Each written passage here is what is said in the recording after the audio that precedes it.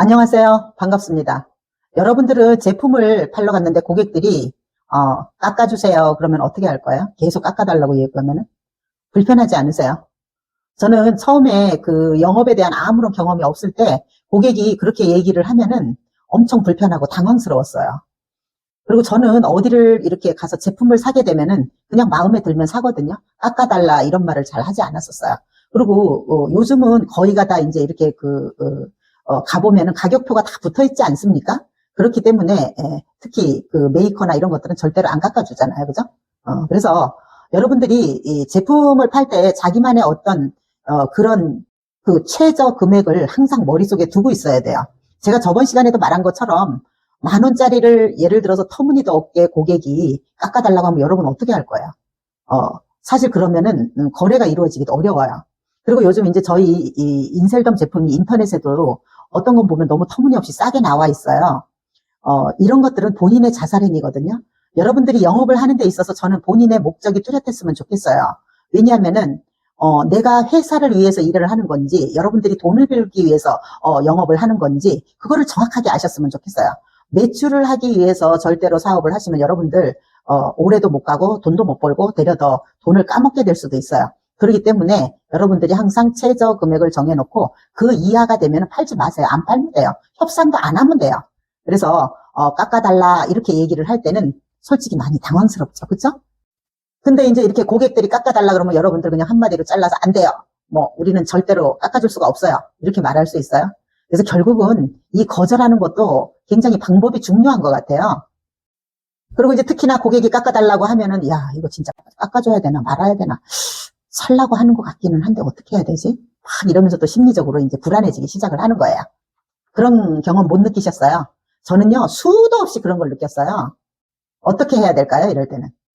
그럴 때는 방법은 여러 가지가 있더라고요. 하다가 경험이 생기니까 저 같은 경우는 보통 우리가 분식집 같은 데 가면은 세트 메뉴 같은 게 약간 싼 경우도 있잖아요. 단품보다. 저는 근데 그런 식으로도 활용을 하고 그리고 뭐 어느 정도의 그 고객이 꼭 사고자 하는 의지가 있으면은 내가 정해놓은 그 마지노선에서 뭐 더 물어줄 수도 있잖아요. 그래서 여러분들이 그거를 여러 가지 각도에서 생각을 해갖고 나가세요.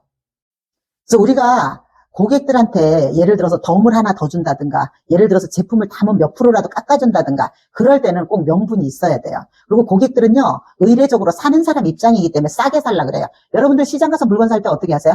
하다못해 콩나물이라도 깎잖아요. 근데 저희 인셀덤 이거 고객들이 그리고 너무나 이제 고객들이 많이 알려져 가지고 가면은요 막 깎으려 그래요. 근데 여러분들이 이런 데서 밀리면 안 돼요. 그래서 제가 이런 경우를 봤어요. 아까도 제가 얘기했지만은 난 돈 벌기 위해서 영업하는 거예요. 근데 집에 생활비도 없대. 그러니까 자기 실속을 못 챙기는 거야.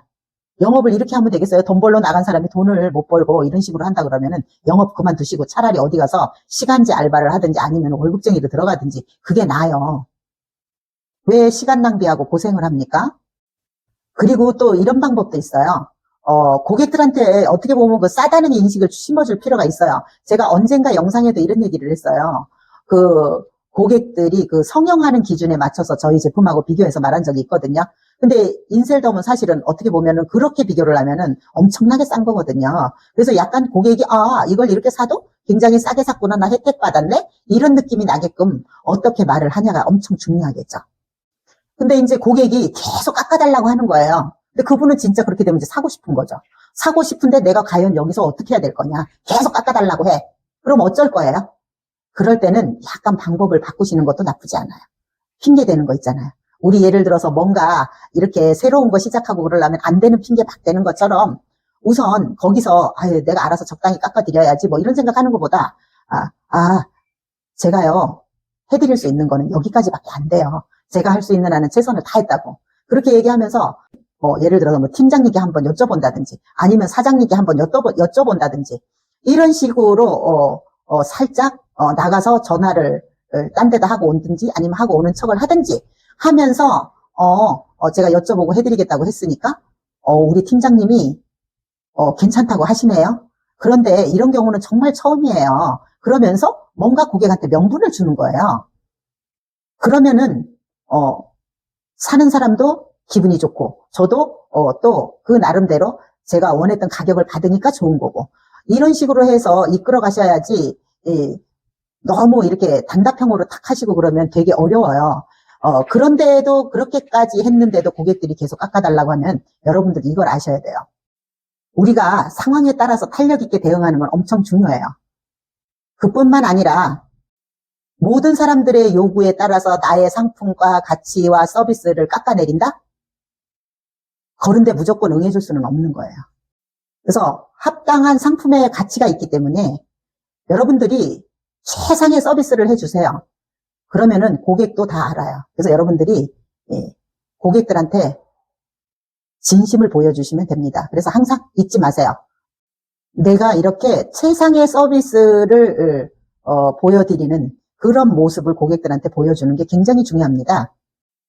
그래서 영업을 하면서 절대 상품의 가치나 서비스나 이런 것들을 깎아내리게 되면은 결론적으로는 자살행위입니다. 이상입니다.